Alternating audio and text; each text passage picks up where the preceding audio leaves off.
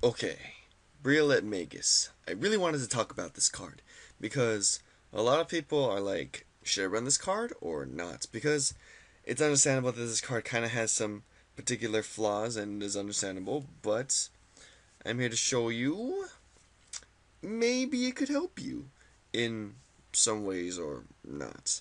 So, Briolette Magus' effect is first of all, she's a 9,000 grade 2, and by Soul Blasting 1, you can draw a card and then move this card back on top of the deck.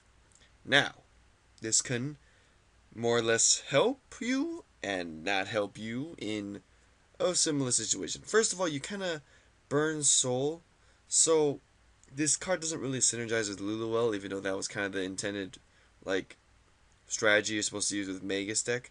So it kind of like offsets the balance in a way. So I'm not so sure how that's gonna work, but I'll try to figure something out. But for the most part, it doesn't work well in this particular deck. Secondly, um, you kind of lose out on a grade 2, and granted that you do know what the top card of the deck is, um, it can benefit you like quite a bit. But the fact that you know it is a grade 2, and the fact that your opponent knows it's a grade 2, in itself could diminish you due to the fact that you're gonna be lost one trigger, and you're just you don't trigger, and you're gonna draw the card that you put on top of the deck, and so that end up could backfiring you. Like it can happen. Now, the reason why I think this card is excellent, you can swap this card and know what the top card of the deck is. I mean, the fact that the deck itself has such a limited supply of how to check the top card of the deck, this is a interesting way of knowing what the top card is because you know that's going to be Briolette Magus because you put itself on top of the deck. So that in itself is a pretty handy tactic.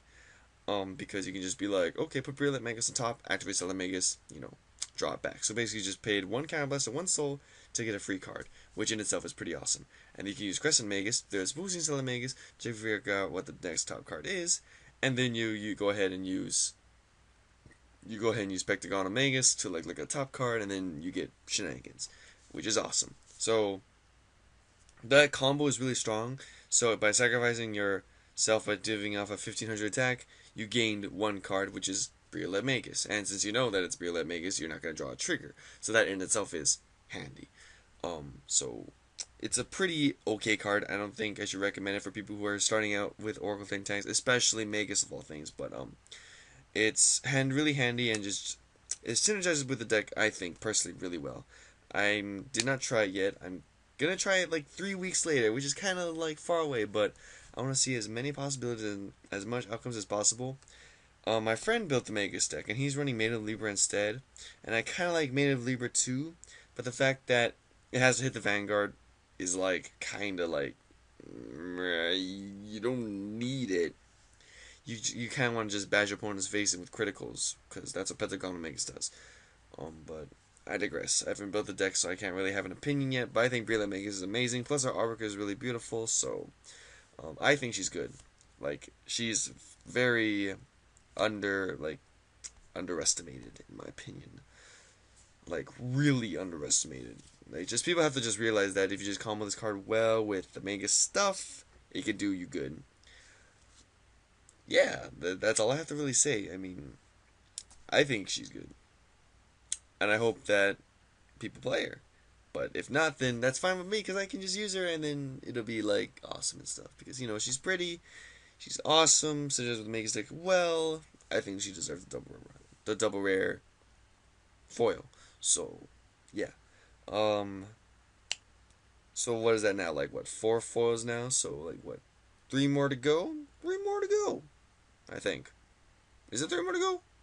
I think so.